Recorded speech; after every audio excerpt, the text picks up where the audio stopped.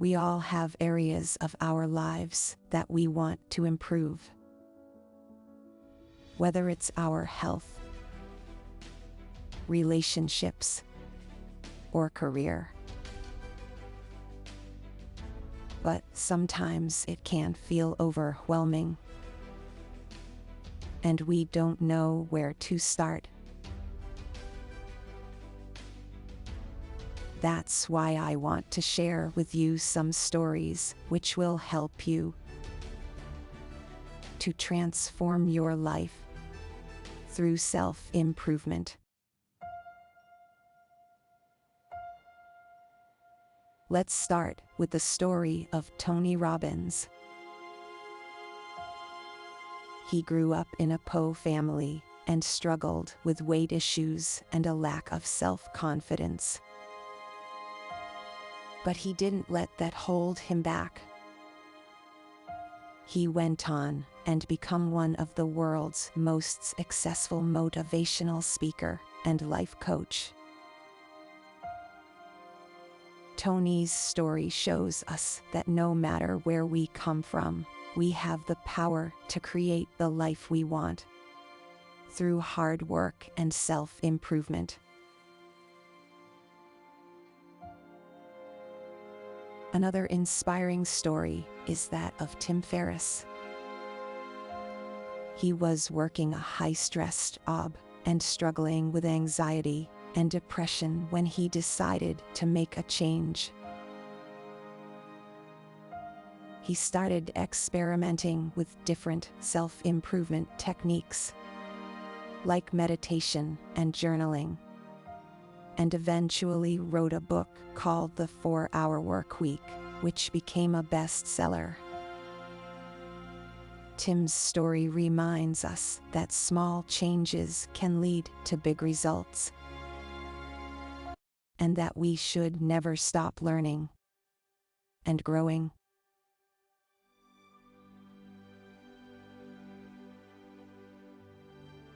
The story of the two wolves. An old Cherokee chief was teaching his grandson about life. "A fight is going on inside me," he said to the boy. "It is a terrible fight, and it is between two wolves. One is evil, he is anger, envy, sorrow, regret, greed, arrogance, self-pity, guilt, resentment, inferiority, lies, false pride, superiority, and ego. The other is good, he is joy, peace, love, hope, serenity, humility, kindness, benevolence, empathy, generosity, truth, compassion, and faith. This same fight is going on inside you, and inside every other person too." The grandson thought about it for a minute and then asked his grandfather, "Which wolf will win?" The old chief simply replied, "The one you feed the most."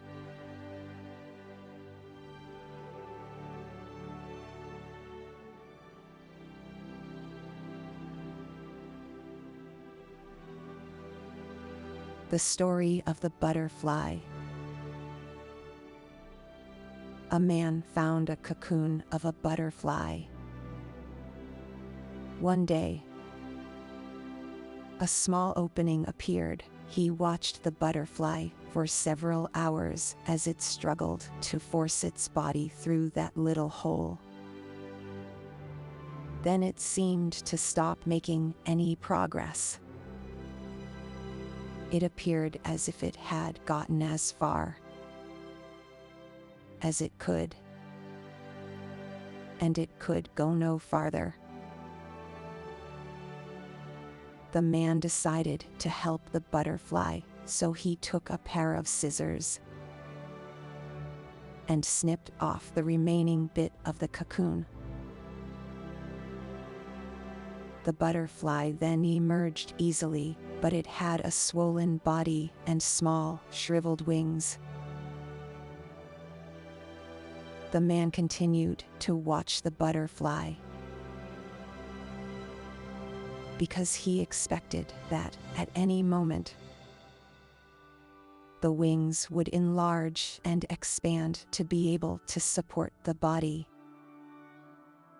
which would contract in time. Neither happened. In fact, the butterfly spent the rest of its life crawling around with a swollen body and shriveled wings. It never was able to fly. What the man in his kindness and haste did not understand was that the restricting cocoon and the struggle required for the butterfly to get through the tiny opening were nature's way of forcing fluid from the body of the butterfly into its wings, so that it would be ready for flight once it achieved its freedom from the cocoon.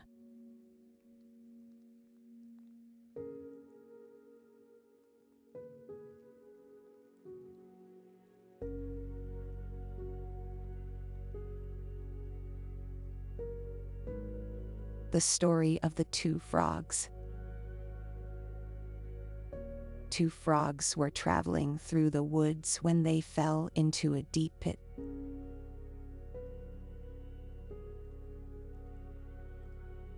They tried to jump out, but were too weak to do so. They cried out for help, and soon another frog appeared at the edge of the pit. The two frogs begged the newcomer to help them out of the pit. But the other frog just looked down at them disapprovingly. "I'm sorry," he said,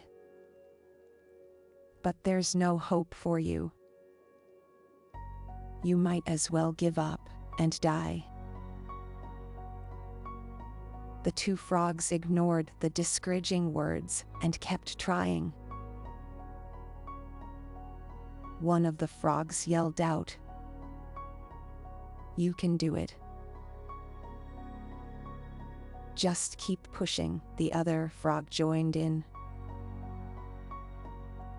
"Don't give up.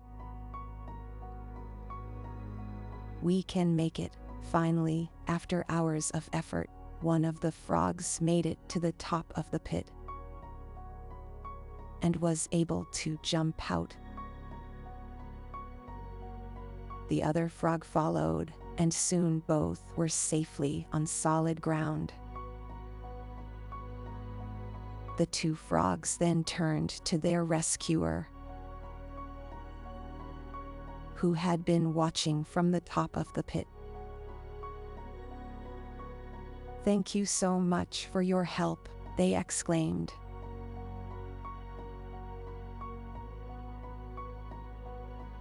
The other frog looked at them in surprise.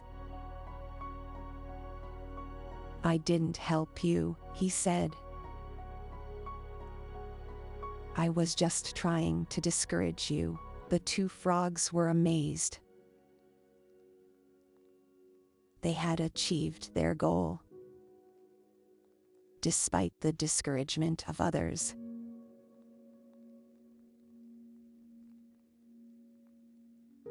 They learned that they were capable of much more than they had thought possible, and that they could succeed even when others doubted them.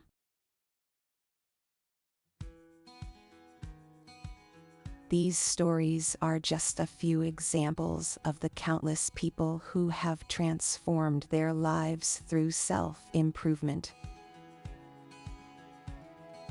They remind us that we have the power to create the life we want. But it takes hard work and dedication. Surround yourself with positive influences and seek out mentors who can guide you on your journey. In closing, I'd like to leave you with a quote from the great philosopher Aristotle. "We are what we repeatedly do." Excellence, then, is not an act, but a habit.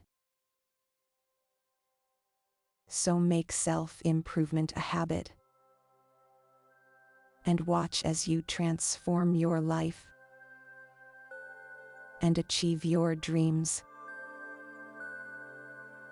Thank you